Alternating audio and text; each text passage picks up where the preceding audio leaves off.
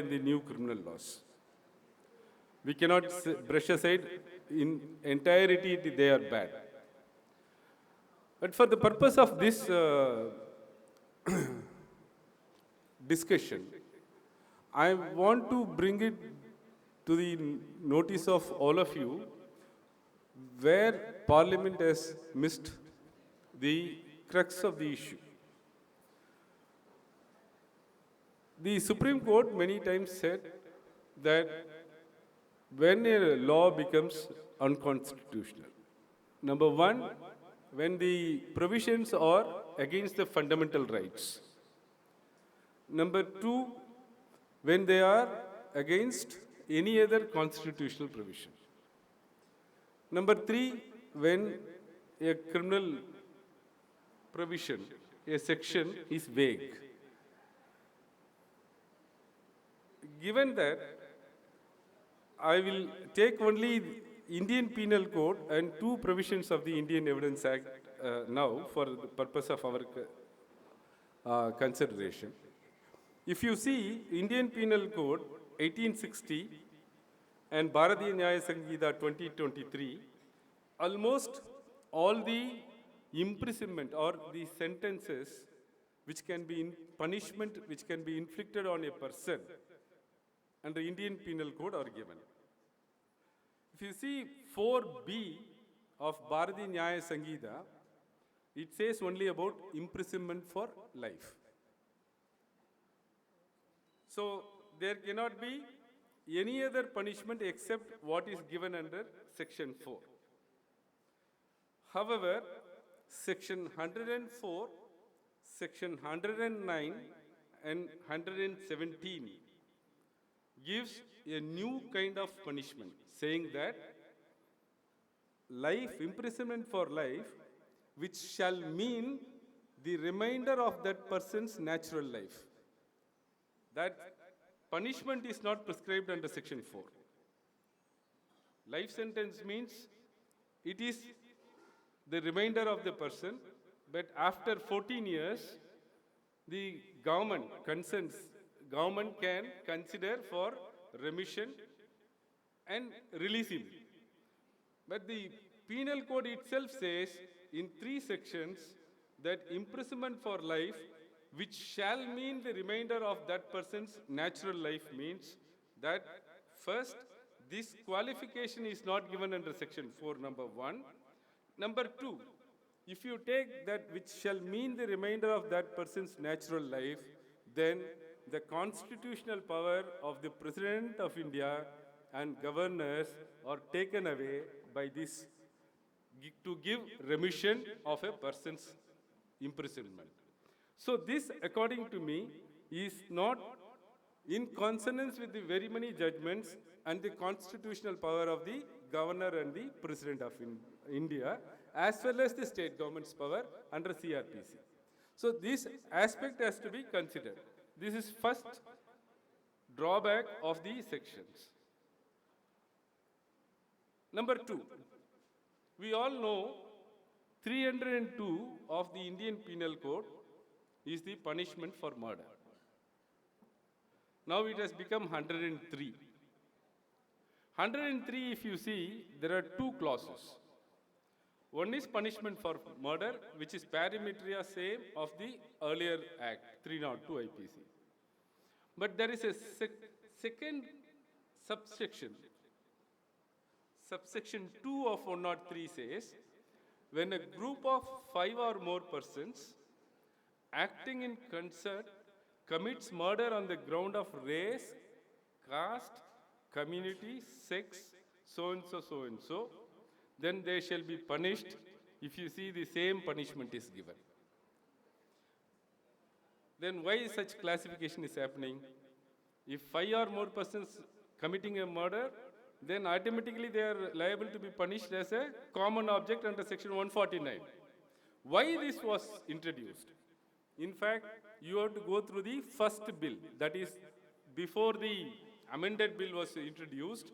What happened is, they said shall be punished with the death or with imprisonment for life or with imprisonment for minimum 7 years. That was there.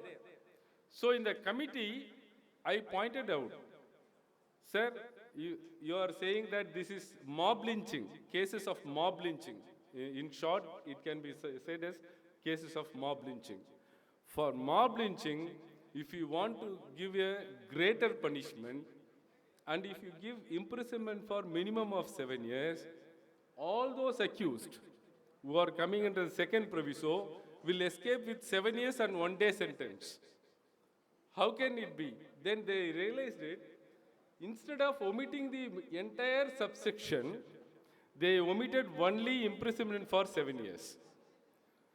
So, with the same punishment, there are two classifications for murder alone. This certainly is vague. This is going to give confusion among the judges. Why such classification is given? Number one. And what is the effect of unlawful assembly cases? 149 IPC, which is presently a different section. So that is the problem as far as the murder cases. Now, all of you know the vicarious liability in Indian Penal Code is under 4 broader heads, namely conspiracy, abetment, common intention, and common object. Common object is 149, unlawful assembly. That is what not taken into consideration by the parliament when enacting 103. This is 2.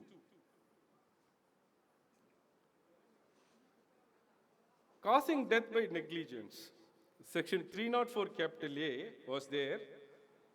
Now they have enhanced punishment for about 73 offences without assigning any reason. Why they are enhancing punishment? There is no reason given. But for causing death by negligence, they have increased the punishment from 2 years to 5 years. What is troubling is this, that if it is committed by a medical practitioner while treating a person, if death is caused by negligence, then that doctor alone is having a lesser sentence of 2 years. So there is no equality in this punishment. If a doctor commits a death by negligence, he is punishable only with 2 years. If any other person, by any other means, not only motor accidents, if I wrongly operate a crane and a person dies because of that, any number of cases, they are all punishable with 5 years. Why this unequal treatment? It is directly in conflict with Article 14 of the Constitution, number one. Number two, this is the worst part of it. If a person is negligently driving a motor vehicle and causes a death, he is punishable with 5 years. But if he refuses or if he omits to inform a police officer or a magistrate immediately after the accident, he is punishable with 10 years. So that is self-incrimination against Article 20 subclause 3. So enhanced punishment is given for not informing to the police officer or a magistrate. Again, this is to be tested by the courts.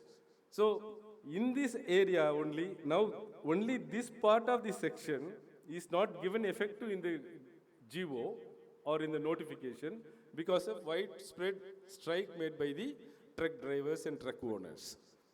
However, it remains in the statute book. So for self-incrimination, an enhanced punishment is given 10 years. So this is one area which is against the established principles of jurisprudence, criminal jurisprudence.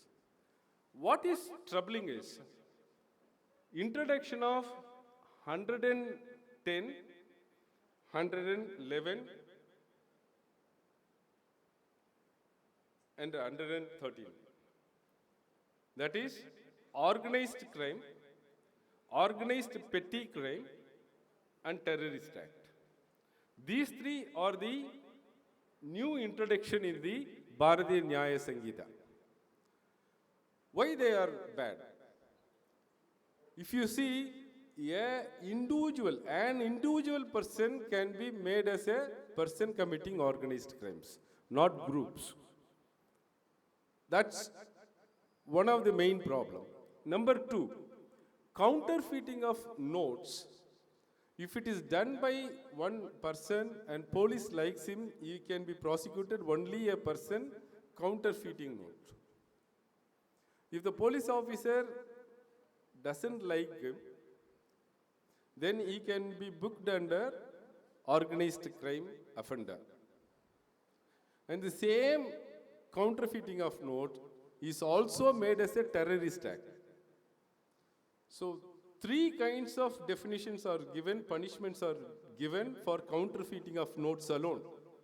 So it becomes the choice of the police officer to book him under only a counterfeiting of notes, or counterfeiting as an organized crime, or counterfeiting as a terrorist act.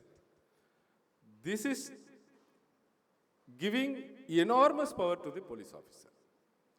Number one. Number two, if you see terrorist act, why terrorist act is brought under general law? Because Indian Penal Code being a general law, why it is brought under general law is not known at all. Thank you. Because I request youngsters to go and have UAPA and this Bharatiya Nyaya Sangeeta side by side. If you have that comparison, what happens is, whatever there in the Bharatiya Nyaya Sangeeta are offenses already given under UAPA.